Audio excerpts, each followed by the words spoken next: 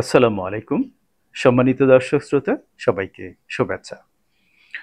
আহ, পতিত স্বৈরাচার শেখ হাসিনা সরকারের অন্যতম দোসর এবং ভারতীয় রয়ের এজেন্ট হিসেবে খ্যাত প্রথম আলো পত্রিকাটি আহ, শুরু থেকেই এদেশের ইসলামী চেতনার বিরুদ্ধে নানা রকমের কর্মকাণ্ড করছে এবং আপনারা স্মরণ করতে পারেন এর আগেও তারা আমাদের প্রাণাদিক প্রিয় নবী হজরত মোহাম্মদ মোস্তফা সাল্লাল্লাহু আলাইহি সাল্লামকে নিয়ে অবমাননাকর কার্টুন এঁকেছিলেন এবং এদেশের তৌহিদি জনতার তীব্র প্রতিবাদ এবং আন্দোলনের মুখে পত্রিকাটির সম্পাদক মতিউর রহমান জাতির কাছে প্রকাশ্যে ক্ষমা চেয়েছিলেন।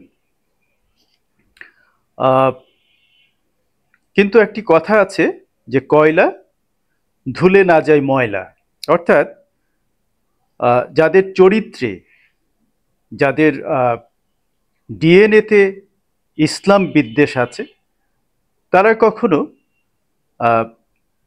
ইসলামের চেতনা ধারণ করতে পারে না এবং ঘুরে ফিরে তারা তাদের সেই ইসলাম বিদ্বেষী চরিত্র কোনো না কোনোভাবে প্রকাশ পেয়েই যায়। আপনারা জেনে থাকবেন গত 30 মার্চ তারা যে ঈদ কার্টুন ছেপেছে, সেখানে তারা একটি কুকুরের ছবি দিয়েছে। সম্মানিত দর্শক শ্রোতা, ঈদের মতো একটি পবিত্র, যেখানে সব বয়সের মানুষের একটা আবেগ অনুভূতি জড়িয়ে থাকে, এই বছর ঘুরে প্রতি বছর সিয়াম সাধনার পর এদেশের 95% ধর্মপ্রাণ ইসলামী সম্প্রদায়ের মানুষ ঈদটি পালনের জন্য মুখিয়ে থাকেন এবং যথাযথ ভাব গাম্ভীর্যের মাধ্যমেই আমরা সেই ঈদটি উদযাপন করে থাকি। তো ঈদের কার্টুনে কুকুরের ছবি দিয়ে কার্যত এদেশের ইসলামী চেতনা এবং মুসলিম সম্প্রদায়ের আবেগ অনুভূতিতে আবারও আঘাত করেছে এই পত্রিকাটি এবং এই পত্রিকার সম্পাদক মতিউর রহমান। সম্মানিত দর্শক শ্রোতা, আমি এই বিষয়ে জানার জন্য পত্রিকাটির সম্পাদক মতিউর রহমানকে ফোন করেছিলাম ভিডিও করার আগে। তিনি সাড়া দেননি। আমি তাকে খুদে বার্তা পাঠিয়েছি, তাতেও তিনি সাড়া দেননি। তো মিস্টার মতিউর রহমান, আপনার কাছে আমি প্রশ্ন করতে চাই, আপনি এদেশের একটি পত্রিকা, বহুল প্রচলিত পত্রিকা প্রথম আলো, সেটার সম্পাদক হিসেবে আছেন। আপনি নিজেও একজন মুসলমান, অন্তত নামে আপনার নাম থেকে আমি বুঝতে পারি যে আপনি নিজেও একজন মুসলিম। কিন্তু আমার সন্দেহ যে আপনি কি মহান আল্লাহ সুবহানাহু ওয়া তাআলা, তার কোরআন এবং নবী রাসূলে বিশ্বাস করেন? আপনি কি এদেশের 95% ইসলামী চেতনা সমৃদ্ধ মুসলিম সম্প্রদায়ের মানুষকে ধারণ করেন? আমার মনে হয় না। যদি আপনি তা করতেন, তাহলে বারবার এভাবে ইসলামী চেতনা বিরোধী কর্মকাণ্ড করতে পারতেন না। সম্মানিত দর্শক শ্রোতা, আপনারা জেনে থাকবেন জামায়াত ইসলামীর আমির মিস্টার শফিকুর রহমান এই বিষয়টি প্রতিবাদ জানিয়ে তার ফেসবুক পেজে একটি পোস্ট দিয়েছেন। তিনি জাতির কাছে ক্ষমা চাওয়ার জন্য আহ্বান করেছেন। আমি এই জন্য মিস্টার শফিককে আন্তরিক মোবারকবাদ জানাচ্ছি তার এই প্রতিবাদ জ্ঞাপনের জন্য। আমিও এটি শুধু প্রতিবাদ নয়, আমি বলবো তাকে প্রকাশ্যে শুধু ক্ষমা চাওয়াই নয়, এই মতিউর রহমানকে ক্ষমা চাইতে হবে এবং তাকে তার পথ থেকে সরে যেতে হবে।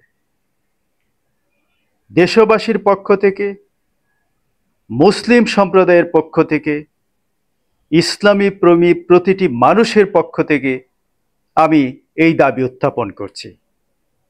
প্রথম আলো কর্তৃপক্ষকে বলবো, আপনারা অবিলম্বে ইসলাম বিদ্বেষী এই লোকটিকে, এই সম্পাদককে আপনারা বরখাস্ত করুন, না হলে এর প্রতিবাদে তৌহিদি জনতার যে আগুন জ্বলে উঠতে পারে, সেই আগুনে আপনারাও কিন্তু জ্বলে পুড়ে মরতে পারেন। ফাজলামির একটা সীমা থাকা দরকার।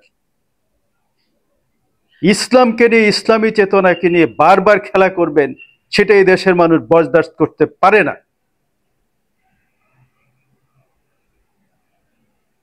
সম্মানিত দর্শক শ্রোতা, আপনারা আরো স্মরণ করতে পারেন, এই পত্রিকাটি গত অন্তত ১.৫ দশক ধরে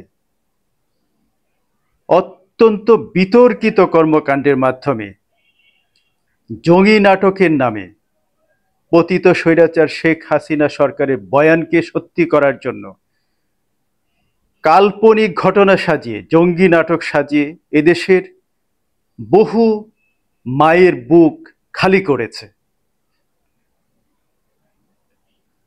সুতরাং আমি মনে করি এই প্রথম আলো পত্রিকাটি অবশ্যই তার কৃতকর্মের জন্য ক্ষমা চাইতে হবে এবং এই ধরনের কর্মকাণ্ডের সঙ্গে যারা জড়িত ছিল তাদেরকে শাস্তির আওতায় আনতে হবে। শুধু তাই নয়, সম্মানিত দর্শক শ্রোতা, আপনারা জেনে থাকবেন এই পত্রিকাটি একজন তারেক রহমান, একজন বেগম খালেদা জিয়া এবং এদেশের স্বাধীনতার ঘোষক, মুক্তিযুদ্ধের বীর সেনানী, এদেশের কোটি মানুষের হৃদয়ের রাজা একজন জিয়াউর রহমানকে নিয়ে, তার পরিবারকে নিয়ে তাদের যে ষড়যন্ত্র, তাদের পরিবারের ভাবমূর্তি নষ্ট করার জন্য তাদের যে পরিকল্পিত প্রচারণা, এদেশের কোনো দেশপ্রেমিক মানুষ তা বরদাস্ত করতে পারে না। পরিশেষে আমি বলবো, আপনারা কাল বিলম্ব না করে এই সম্পাদকের বিরুদ্ধে ব্যবস্থা নিন, কেননা এই দেশের তৌহিদি জনতা কোনো ইসলামী দুশ্মনকে, ইসলামের দুশ্মনকে এক বিন্দুও ছাড় দেবে না। সম্মানিত দর্শক শ্রোতা, প্রশ্ন তুলুন, প্রশ্ন করুন সকল অন্যায়ের বিরুদ্ধে। আল্লাহ হাফেজ।